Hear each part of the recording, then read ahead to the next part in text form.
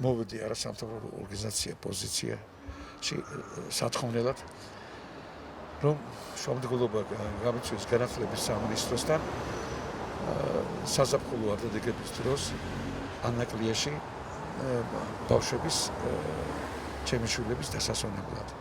ეს პროგრამა იყო შარშანაც და შარშანწინაც, სადაც ჩემები ისვენებდნენ. მაგრამ წესს რატომაც გამორჩით ჩვენ.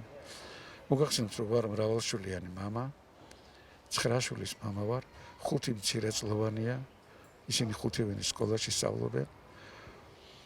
სოციალურად დაუცველი 2005 წლიდან მეუღლე გარდამეცვალა 10 წლის წინ და მის გარეშე ვზდი 5 მცირეწლოვან შვილებს.